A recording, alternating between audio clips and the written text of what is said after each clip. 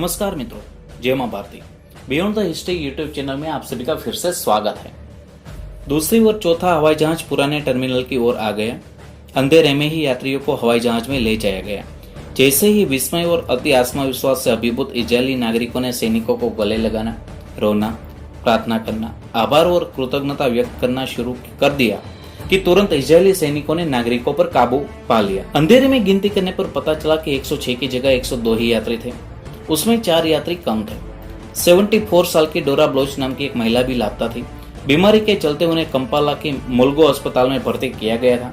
उसका मरना तय था क्योंकि ईदी अमीन उसे मारने का ही आदेश देने वाला था। दूसरी ओर गलतफहमी के चलते 3 यात्रियों की मौत हो गई थी। अंधेरे में ही घायल व मृत नागरिकों को हवाई जहाज में ले जाया गया। रात के 11:32 पर तेल अवयव के नियंत्रण कक्ष के रेडियो पर एक कोडवर्ड सुनाई दिया, जिसे सुनने के लिए सभी के कान उत्सुक थे। कोडवर्ड था जेफरसन, जिसका मतलब था कि गिनती शुरू हो गई है। कुछ ही मिनट बाद रेडियो पर एक और संदेश आया, मूव एवरीथिंग टू गलीला, जिसका मतलब था कि सभी बंधक हरक्यूलस हवाई जहाज में सवार हो गए हैं। मर्सिडीज और लैंड रोवर्स को भी विमान में वापस रख दिया गया। साथ ही दूसरे सैनिक भी हवाई जहाज में बैठ गए। यह सब हो जाने के बाद एक पूर्व इजरायली सेना प्रमुख के बेटे उमर बालेव और उनकी टीम ने युगांडा के 8 MiG-17 और MiG-21 लड़ाकू जेट हवाई जहाज को टाइम बम से उड़ा दिया। उसके बाद चारों हवाई जहाज सीधे आसमान में उड़ गए। फिर रात 11:51 पर इजरायली नियंत्रण कक्ष के रेडियो पर एक अंतिम संदेश सुना गया, माउंट कार्मेल, जिसका अर्थ था कि प्रक्रिया पूरी हो गई है, ऑपरेशन पूरा हो गया है, वे लोग वापस जाने के लिए निकल रहे हैं और हवाई जहाज ने उड़ान भी भर ली है। इसी प्रकार इस असंभव साहसिक कार्य को संभव बनाने का कार्य मात्र 53 मिनट में पूरा हुआ। इजरायली नियंत्रण कक्ष में मौजूद रक्षा मंत्री शिमोन पेरेज और प्रधानमंत्री इस्हाक रबीन ने तुरंत एक दूसरे को गले लगाया। आपकी जानकारी के लिए बता दें कि दोनों गणमान्य एक दूसरे को बिल्कुल भी पसंद नहीं करते थे। बेहद नफरत के बावजूद भी दोनों गले लग गए थे। शिमोन पेरेज को रक्षा मंत्री बनाने के लिए प्रधानमंत्री रबीन पर दबाव भी डाला गया था। कंट्रोल टावर पर से पहले ही लाइट बंद कर दी गई थी, लेकिन रनवे पर लगे ट्रांसमीटर ने रास्ता दिखा दिया। जैसा कि अधिकारियों ने हवाई जहाजों में ईंधन भरने की योजना बनाई थी, वैसे ही हवाई जहाजों ने केन्या के नैरोबी के लिए उड़ान भरी। जैसे कि सभी हवाई जहाजों इजरायली बंधकों के साथ नैरोबी के लिए रवाना हुए कि तुरंत इजरायली रक्षा बलों के प्रमुख शिमोन पेरेज ने तुरंत ईदी अमीन के पूर्व विशेष मित्र बोरका बालेव को अमीन से कॉल करने की सूचना दी। रक्षा बल के कर्नल बोरका बालेव ने तुरंत अमीन को कॉल किया। बोरका की युगांडा में नौकरी थी और वह ईदी से अच्छी तरह से परिचित थे। बोरका की योजना इस तरह से फोन पर बात करने की थी कि आतंकवादी समूह और अमीन के बीच दरार पैदा हो और जैसे ऑपरेशन में ईदी ने खुद ही इजराइल की मदद की हो। बोरका कॉल करता है और अमीन खुद फोन उठाता है। बोरका ने कहा, अध्यक्ष महोदय, आपने जो कुछ भी किया उसके लिए बहुत बहुत धन्यवाद। ईदी, हाँ, मेरी बात सुनो और मेरे दोस्तों की मांगों को स्वीकार करो। बोरका आश्चर्यचकित होकर, आपने बंधकों के लिए जो कुछ भी किया है उसके लिए मैं आपको धन्यवाद देना चाहता हूँ। ईदी, आपको मेरे दोस्तों के साथ बातचीत करनी चाहिए और एक्सचेंज भी करना चाहिए। इसी तरह दोनों के बीच बातचीत थोड़ी देर तक चलती है। बोरका को मालूम हो गया कि ईदी अमीन अभी भी एंटेबी हवाई अड्डे पर हुए ऑपरेशन के बारे में अनजान है। वह बहुत आत्मविश्वासी और गर्वित था और ऐसे बोलता था जैसे सब कुछ उसके हाथ में हो। वास्तव में उसके एक भी अधिकारी की अभी तक ईदी को यह बताने की हिम्मत नहीं थी कि इजरायली कमांडर्स ने उसके महल से कुछ ही किलोमीटर की दूरी पर आकर सभी आतंकवादियों को मार डाला और बंधकों को रिहा कर अपने साथ ले गए हैं। ईदी अमीन को सूचित करने वाले किसी भी अधिकारी की मृत्यु निश्चित ही थी। यहाँ केन्या में सभी हवाई जहाज ने एक एक करके लैंडिंग किया। आखिरी हवाई जहाज के लैंडिंग के बाद पीएम इस्हाक रबीन ने ऑपरेशन थंडरबोल्ट के बारे में केन्याई सरकार को सूचित किया।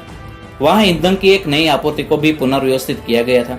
फिर सुबह 2:04 पे बाकी के सभी हवाई जहाज इजराइल के लिए रवाना हुए। सुबह जब सभी हवाई जहाज इजराइल पहुंचे तो पूरा देश के लिए खुशी का और दुनिया के लिए विस्मय और अचंभित होने वाला था। एक ऐसा साहसिक कार्य जो न कहीं पढ़ाया जा सकता था और न ही किसी चित्र में दिखाया जा सकता था, वह इतिहास में अमर होने के लिए जा रहा था।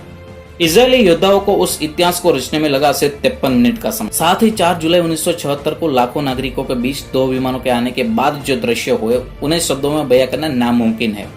वहाँ लाखों लोग उनका स्वागत करते हैं। सभी नागरिकों का सीना गर्व से चौड़ा हो गया। इन भाइयों में से एक बेंजामिन नेतन्याहू बहुत हैरान थे, जिन्होंने अपने बड़े भाई जोनाथन नेतन्याहू को खो दिया था। इस अपहरण का मास्टरमाइंड वादी हदाद बगदाद में यह सोचकर छिप गया कि वह वहां मोसाद से सुरक्षित रहेगा, लेकिन और उस वक्त शायद भूल गया होगा कि मोसाद से बचना मुश्किल ही नहीं, नामुमकिन भी था। मोसाद को बगदाद पहुंचने में करीब 2 साल लग गए। कुछ ही समय बाद एक मोसाद एजेंट को हदाद की कमजोरी के बारे में पता चला कि वह बेल्जियम की उच्च गुणवत्ता वाली चॉकलेट खाने का बहुत शौकीन था। इसीलिए एक दिन मोसाद का एक एजेंट हदाद के बेहद भरोसेमंद सहयोगी लेफ्टिनेंट को मुंह में पानी लाने वाली चॉकलेट का एक डिब्बा देता है। हदाद वो सारी चॉकलेट अकेले ही खा गया। कुछ हफ्ते बाद वादी हदाद की तबीयत एक दिन अचानक बिगड़ गई और उन्हें जर्मनी के एक अस्पताल में भर्ती किया गया, जहां पता चला कि उसके पेट में बहुत ही भयानक जहर था। मार्च 1978 में उसकी मृत्यु हो गई। उसी समय युगांडा में एक विद्रोह हुआ और ईदी ने अपनी जान बचाने के लिए पहले लीबिया और फिर सऊदी अरब में शरण लिया, जहां 2003 में अखाद्य मांस खाने की वजह से उसकी मृत्यु हो गई। इस प्रकार ऑपरेशन थंडरबोल्ट न केवल इजराइल में बल्कि सभी सैन्य कारनामों में सबसे यादगार बन गया। वैसे तो ब्लैक सितंबर, ऑपरेशन ब्लैंकेट, ऑपरेशन थीप जैसे इजराइल के कई दूसरे भी बहुत अभूतपूर्व कारनामे हैं। हम इसे भी कभी देखेंगे जब हमारे पास समय होगा। मेरे लिए तो हमारा भारत देश ही महान है। भारतीय योद्धाओं के लिए बहुत सम्मान है और हमेशा रहेगा, इसमें कोई शक नहीं है। हमारे देश के योद्धाओं के भी कई अभूतपूर्व साहस है। वास्तव में किसी भी बड़ा देश कुछ बड़ा करे तो स्वाभाविक है, लेकिन इस छोटे से देश की अनूठी तकनीक, प्रणाली और देशभक्ति जैसी पहचान से ही मैं उसका बहुत बड़ा प्रशंसक हूँ। जब इतना छोटा सा देश दुनिया के किसी भी देश से लड़ने की क्षमता रखता हो, तब तो आपको उसकी प्रशंसा करनी ही चाहिए। यही वजह है कि मैं इस देश का सबसे बड़ा फैन हूँ। चलो अब मिलते हैं अगली वीडियो में, तब तक के लिए गुड बाय।